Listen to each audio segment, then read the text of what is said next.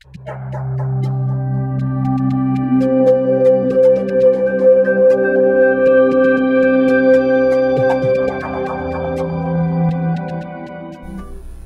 Lord be with you. A reading from the Holy Gospel according to Mark. Some Pharisees and Herodians were sent to Jesus to ensnare him in his speech. They came and said to him, "Teacher, we know that you are a truthful man, and you are not concerned with anyone's opinion.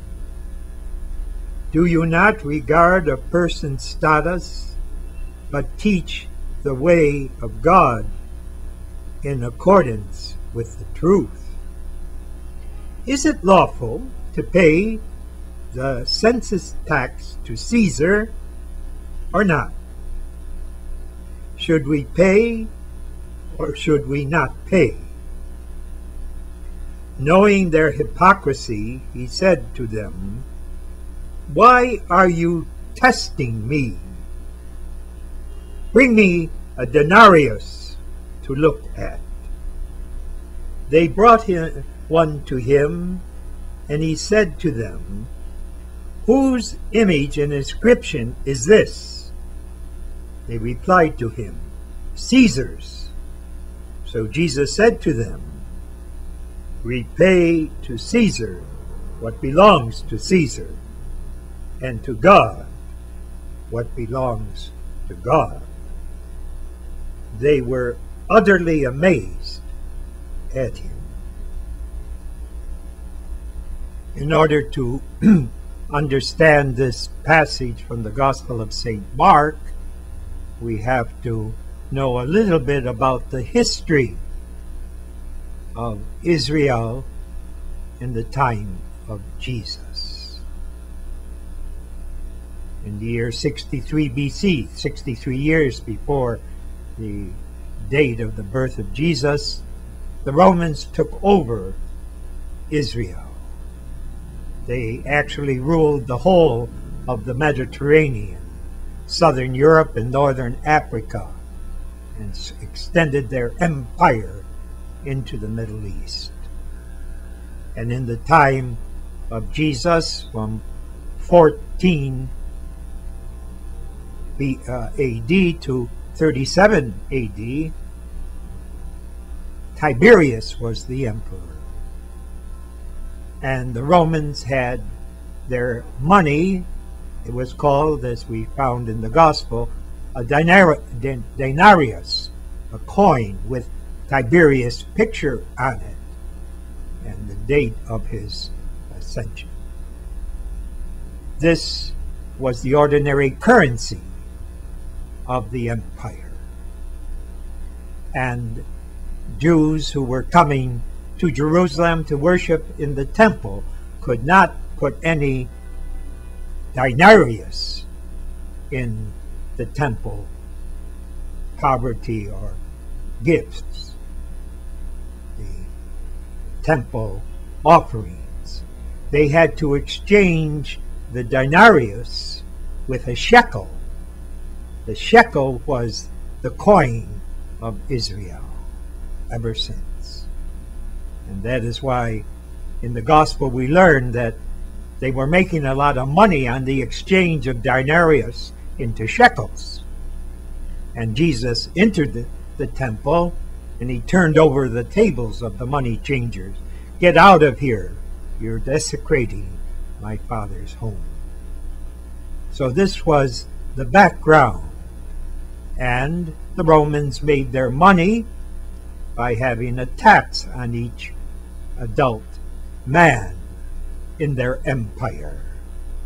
They had to pay their annual tax by getting a denarius and paying it to the Roman oppressors who were ruling Palestine at that time.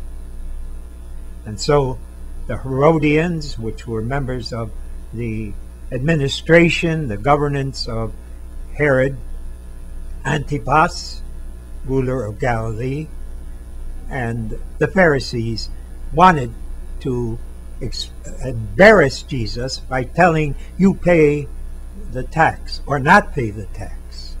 He would get into trouble.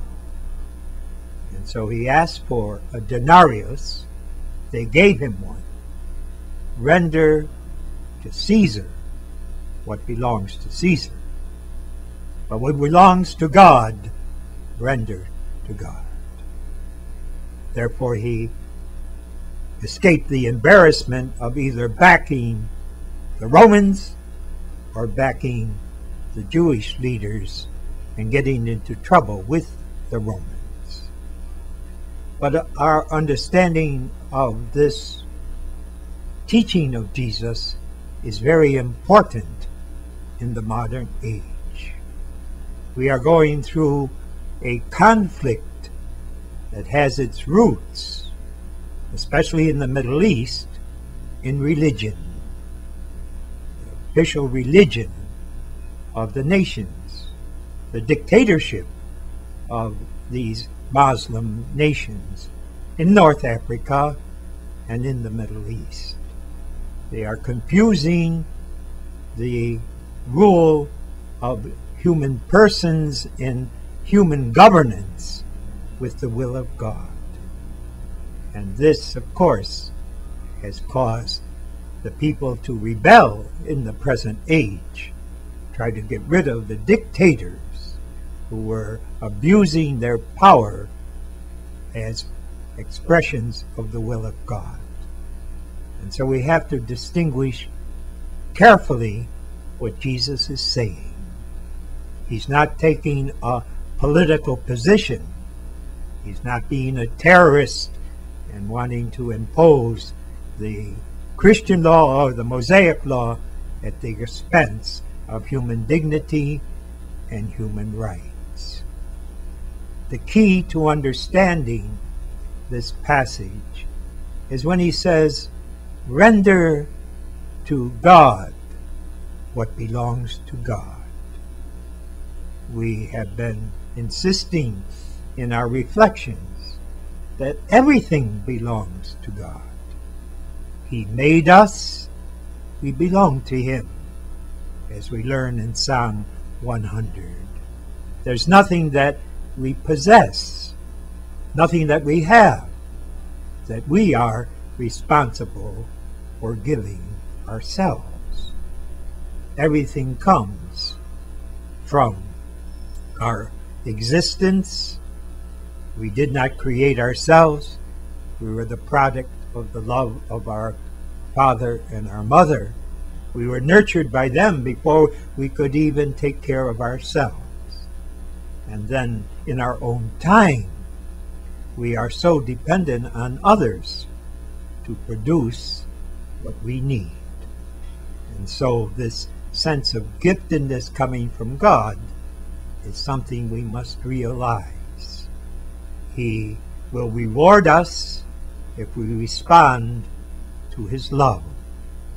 He will deepen his relationship with us insofar as we can learn to love others. So the self-centered person will ultimately destroy his or herself. This is the message that Jesus wants us to learn, and that is why he entered a human family, lived in this world, and experienced everything that we experience except committing sin. This is the Jesus who is talking to us during the celebration of the Holy Eucharist. This is the Jesus we listen to and beg to help us, and we praise him, especially when he gives the gift of himself to us during Holy Communion. So at the celebration of the Holy Eucharist, when you do receive Jesus, you should tell him, I love you, and I will do what you want me to do, not what I want